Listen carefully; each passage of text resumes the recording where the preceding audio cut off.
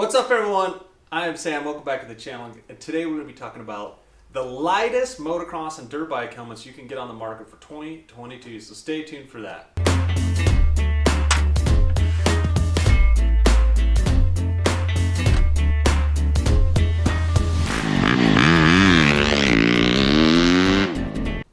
Alright guys, so if you love dirt biking just like me, hit that subscription button, follow along. Also, any of the helmets mentioned in this video, there is a link in the description if you guys want to check those out. We do get a small commission if you click on those links, so we appreciate that. Thanks in advance.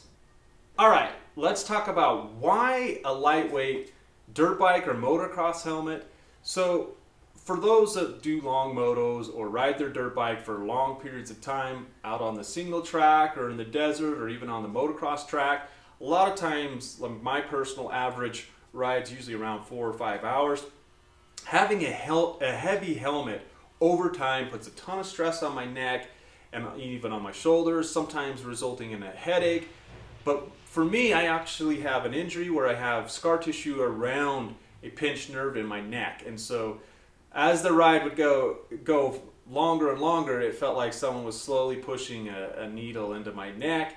And it really just was uncomfortable and it kind of ruined the experience. And so my first thought was conditioning. Yeah, I got in better shape for my neck and my shoulders. That helped a lot, but it still was there. So I did a bunch of research on, what is the lightest, but still meeting the ECE standard or even the DOT standard as far as the crash rating. So still a safe helmet, but super light. Which brings me to, these are carbon fiber helmets. Alright, so in this list, I'm gonna bust through them. There's not really any particular order. At the very end, I will give you my personal opinion on what helmet I have chosen to use and why. And so stick around to the end for that. So the first one on this list is the Airoh Aviator 2.2. So this bad boy is a carbon fiber helmet that weighs 2 pounds, 0.9 ounces. Now, the Aviator 2.2, I guess is a discontinued model. There are still some for sale on the internet, so I don't 100% know what the price is, but it's a super lightweight helmet. I've heard that they replaced it with the Aviator 3.0, but I don't really know. I wasn't able to find the weight, so if anyone knows the weight of the new 3.0, hit me up in the comments below. The next helmet is the Fox Racing V3 RS MIPS carbon fiber helmet. So it's a carbon fiber wrapped shell that meets or exceeds the ECE and the DOT standard. A medium-sized helmet is 2 pounds, 15 ounces. So I would assume the large is going to be heavier, but they didn't have that data available. And the price starts at $519 for one of these helmets, and it goes up to some of the more limited edition helmets from Fox Racing. The next is the KLIM F3 Carbon ECE helmet. This carbon fiber wrap does meet or exceed the ECE standards. Now in a large, so I wear a large, they're saying it weighs 2.44 pounds and the helmet costs, so the KLIM F3 Carbon starts at $399.95.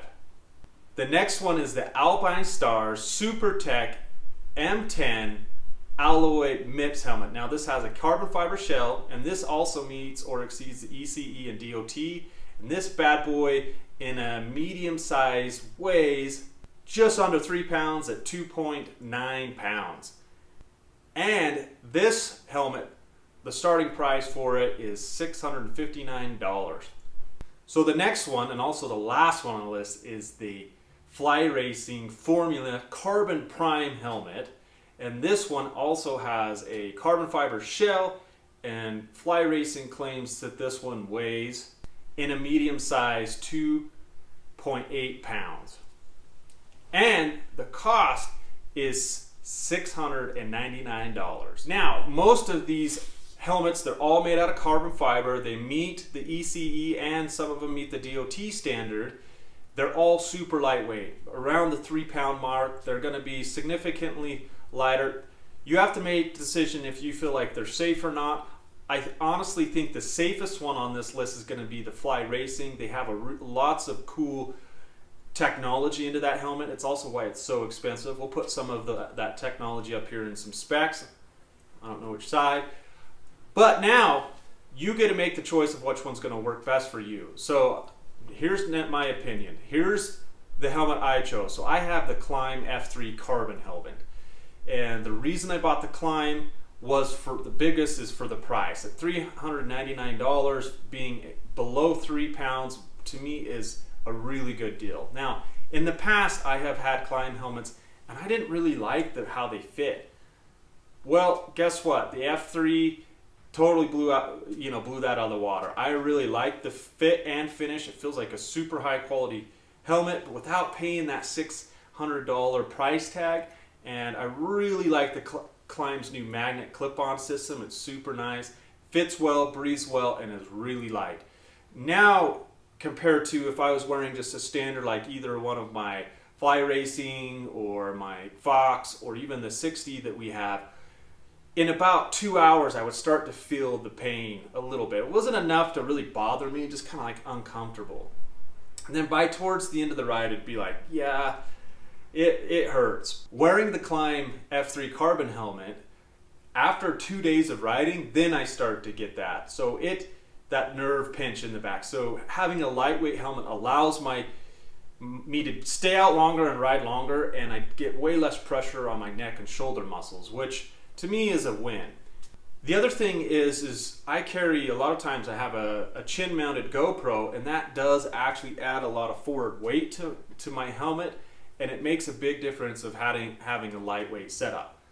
All right, guys, what do you think about lightweight helmets? Are they a good idea, bad idea? Did I miss any lightweight helmets that I need to add to this list and do another video? Comment below. Thanks for watching as always, and we'll see you in the next video.